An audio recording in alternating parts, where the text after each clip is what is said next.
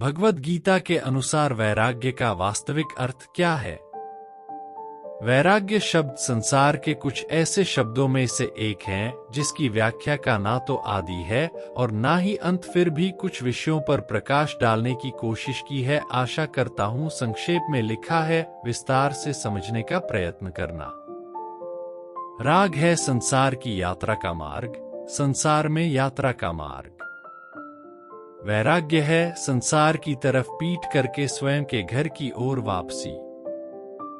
राग यदि सुबह है, जब पक्षी घोंसलों को छोड़कर बाहर की यात्रा पर निकल जाते हैं, तो वैराग्य सांझ है, जब पक्षी अपने नीड़ में वापस लौट आते हैं।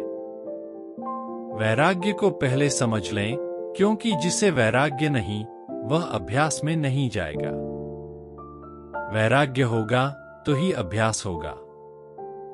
वैराग्य होगा तो हम विधि खोजेंगे, मार्ग, पद्धति, राह, टेक्निक की कैसे हम स्वयं के घर वापस पहुंच जाएं, कैसे हम लौट सकें, जिससे हम बिछुड़ गए उससे हम कैसे मिल सकें, जिसके बिछुड़ जाने से हमारे जीवन का सब संगीत छिन गया, जिसके बिछुड़ जाने से जीवन की सारी शांति खो गई, जिसके बिछुड़ जाने से खोजते हैं बहुत लेकिन उसे पाते नहीं, उस आनंद को किस विधि से, किस मेथड से हम पाएं? यह तो तभी सवाल उठेगा जब वैराग्य की तरफ दृष्टि उठनी शुरू हो जाए। तो पहली तो बात, वैराग्य को समझें, फिर हम अभ्यास को समझेंगे। वैराग्य का अर्थ है राग के जगत से वितृष्णा, फ्रस्ट्रेशन। जहां जहां राग है, जहां जहां आकर्षण है, वहां वहां विकर्षण पैदा हो जाए।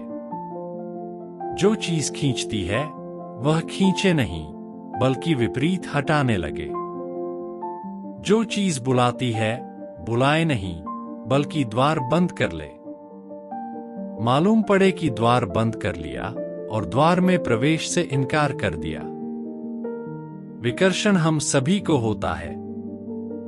अगर ऐसा मैं कहूं तो आप थोड़े हैरान होंगे कि हम सभी रोज वैराग्य को उपलब्ध होते हैं, लेकिन वैराग्य को उपलब्ध होकर हम अभ्यास की तरफ नहीं जाते। वैराग्य को उपलब्ध होकर पुराने राग तो गिर जाते हैं, हम नए राग के निर्माण में लग जाते हैं। हम सभी वैराग्य को उपलब्ध होते हैं रोज, प्रतिदिन। ऐसा कोई राग नहीं है जिसके प्रति हम रोज विकर्षण से नहीं भर जाते। प्रत्येक राग के पीछे खाई छूट जाती है विषाद की, प्रत्येक राग के पीछे पश्चाताप गहन हो जाता है।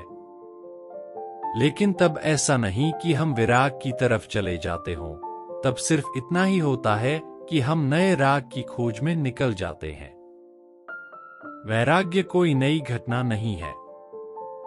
एक स्त्री से विरक्त हो जाना सामान्य घटना है, लेकिन स्त्री से विरक्त हो जाना बहुत असामान्य घटना है।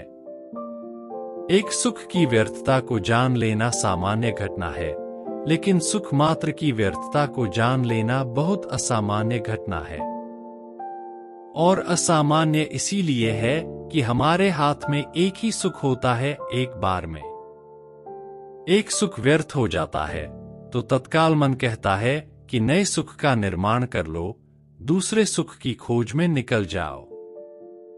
ठहरो मत, यात्रा जारी रखो। यह सुख व्यर्थ हुआ तो जरूरी नहीं कि सभी सुख व्यर्थ हों।